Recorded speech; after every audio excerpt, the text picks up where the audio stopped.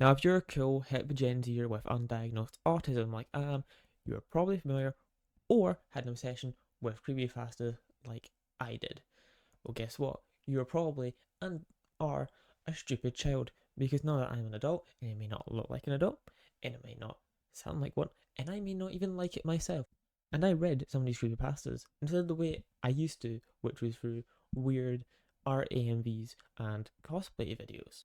I miss you. You know, something doesn't feel kind of real. Oh God, Jack! You've got an unnecessary watermark on you! And they were bad. And I'm going to read a few of the popular ones and turn this maybe into a little fun little series where I talk about creepypastas and I tell you how much of a stupid child you were for liking them because they were bad. And they are bad and they'll always be bad. Sorry, Sonic. First, we're going to get into a brief little history about the character. Now, our story was created by Azel 5000. However, the iconic image of like the guy with the blue mask and stuff of Jack was created by a DeviantArt user by the name NickTeasy408, which I will also leave in the description of the video, and go check them out. A cool account. The story was published in 2012, 2 years after the image had already circulated. So this is a 6-minute read. That's very short. Most popular creepypastas you'll see, they're about like 20 minutes. This one was 6 minutes. That is very short. Anyway, let's get into the story. Hello, my name is Mitch. I'm here to tell you guys about an experience I had. I don't know if it was paranormal or whatever stupid words people use to describe supernatural phenomena.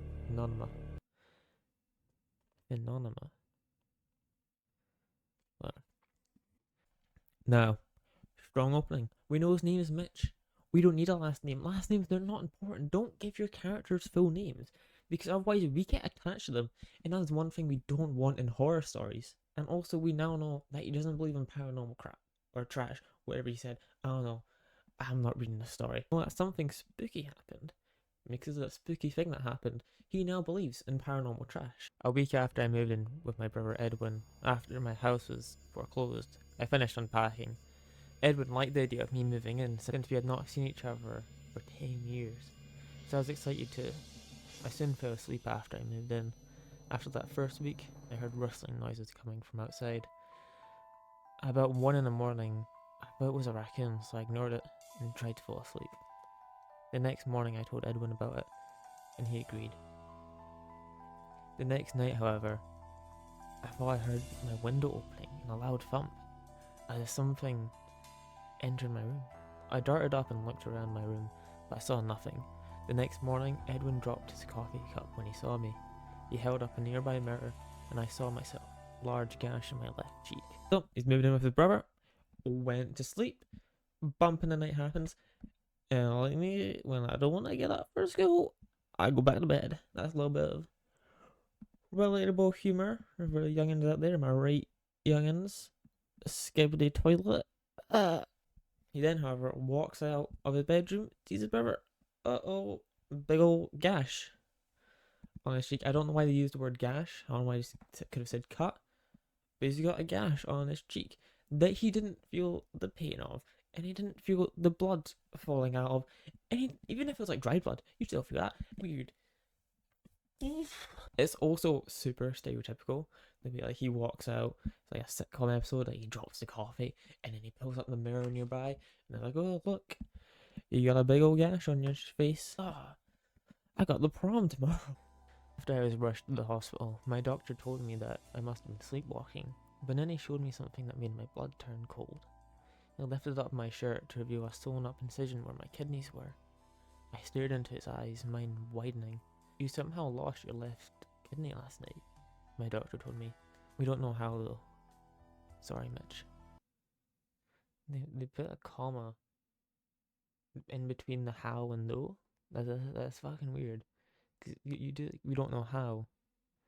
Though that doesn't make sense. And then I don't think this guy knows how like commas work, because he goes like, "We don't know how though." Sorry, Mitch. Like, I don't think this guy knows how like fucking grammar works. Imagine, if you will, you go to the doctors because you have a big gash on your face, and you find out you've lost your kidney, and they just say, "You must have been sleepwalking. Sorry." Off you go.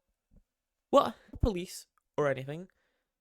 Like, what? I feel like if a kidney went missing and the guy like didn't know, there'd be some action taken. They wouldn't just be like, oh no, you did that.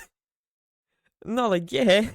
Now, if you're like me, you might be thinking, oh, maybe like the doctor took it, or the brother took it, or it's some like weird conspiracy by like a cult to steal organs or something.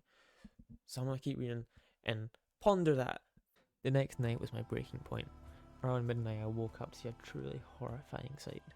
I was staring face to face with a creature with a black hoodie and a dark blue mask, with no nose or mouth, staring down at me. The thing that scared me the most was that it had no eyes, just empty black sockets. The creature also had some black substance dripping from its sockets. I grabbed the camera from the nearby mantle and I took a picture. Immediately after taking the shot, the creature lunged at me and tried to claw open my chest to get to my lungs. I stopped it by kicking it in the face as I ran out the room. I grabbed my wallet. I needed the money. I ran out of my brother's house into the night. I eventually ended up in the woods near Edwin's house and tripped on a rock. Such a shit story, oh my god. The boy is here, Eyeless Jack, and despite being a master at face gashing and kidney stealing and stitching without waking someone up, he wakes Mitch up and he's caught. He just jumps on him and claws at his chest because that's what serial killers do. That's what all famous serial killers did when they were caught. They would just start clawing at the chest. Don't ask how I know this. And despite being a master at all these things, he gets his weakness in a single kick to the face. Also, he took a picture. I'm sorry, but if a fucking demon was watching me sleep, my first instinct wouldn't be to grab a camera. He doesn't grab his phone. No, he grabs a camera and takes a picture of this thing. And that, of course, is where they're famous. That's the in-universe explanation of the picture, basically. And I also like how he runs out of the room and then he grabs his wallet. Like, the wallet wasn't in his room. I know it's like a nitpick, but I just think that's weird. Like, I keep my wallet in my room. I don't leave it outside the room.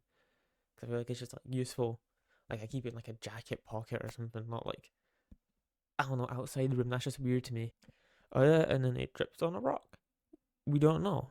Will he live? Only one way to find out. I fell unconscious and woke up in the hospital. My doctor, the same one who had treated me before, entered the room. I have good news and bad news, Mitch. My doctor started. The good news is that you had minor injuries and your parents are going to pick you up. I sighed with relief. The bad news is that your brother has been killed by something. Sorry. Something spooky. A question, do doctors like actually say I have good news and bad news? Doctors in the comments, please say, because I'm very interested. And also, fun fact, it's good for engagement and I like money. And the good news is just like, you're alive, but your brother is dead. Sorry bro, but your parents are coming. Also, he was killed by something. What? How does he know this? Because the doctor didn't pick him up. Who did pick him up? Because there's no police. Did the police tell him, like, dude, he got killed by a spooky demon? Make sure you tell the brother he wasn't dead. Make sure you tell him that he was killed by the spooky demon.